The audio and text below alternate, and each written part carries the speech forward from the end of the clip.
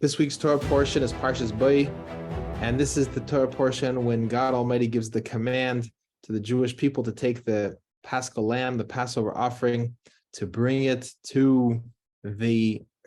consciousness, to the awareness of the Egyptian people that something really out of the ordinary is happening over here, because you had the Jewish people who were subjugated to the slavery for decades and generations and over 100 years of slavery. And now they are all of a sudden taking the idol of the Egyptians. And when asked, what in the world are you doing with our idols? They were told, the Jews responded and told the Egyptians, we're taking your idol because we're going to slaughter it in 4 days from now. And this provoked a huge turmoil. And there's also the firstborn sons are going to be killed. It's provoked a huge turmoil in the Egyptian population of recognition that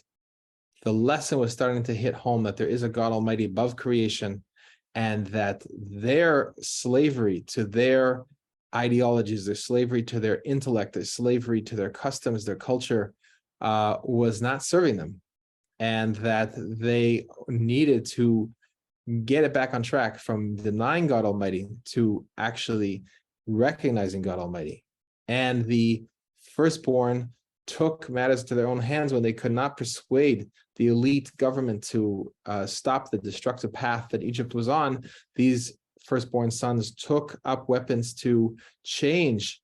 to take back control of the Egyptian government for the people, in order to be able to set Egypt on a path that would be in accordance with God Almighty's divine will for every single human being, since every single human being is created in God Almighty's divine image. We have to see that the trigger point for this, the catalyst for this, is when the Jew stands up and says clearly what God Almighty's message is for the world, for the people, not just in broad general terms, but for right now, here specifically in this moment in time, say specifically what is right, what is wrong, what needs to change, what is good and needs to be continued, what is not going in the right direction, and what needs to be ceased.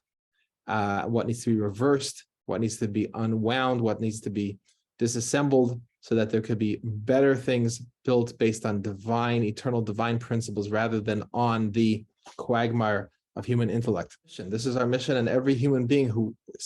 understands this and who sees and understands that God Almighty's divine message has an obligation to speak it and to transform the generation, to remoralize the people, to remoralize the country, to bring back to the forefront of everyone's awareness that there is nothing besides God Almighty. It should be done in a way of chesed v'rachamim. It should be done in a way of loving kindness and compassion, both on the way we speak to people and also in the way that God Almighty brings about the changes in the world that come as a result of wanting to wake people up to sing that there's nothing besides God Almighty. And that should, God willing, we pray that it should be done in a way of loving kindness and compassion, and that we speedily, without any further delay, without any further hesitation, without any further need for anyone to suffer in the living hell of the confused thoughts that human beings entertain, that we can go directly to the point of the tranquility of the soul of every single human being, with the certainty, knowing that God Almighty is taking care of him and her and their children, and will continue to, and that the world is a safe place, which it is a safe place, and it's a safe place under God Almighty's constant supervision, bringing more and more goodness into the world. And that is the message that we have for every single human being. That's the Torah's message for every human being, and it must be brought to every human being. So God willing, we should have an incredible experience of taking to heart the lessons from the Exodus from Egypt, and internalize it and bring it to the forefront of our lives, and share the message with everybody.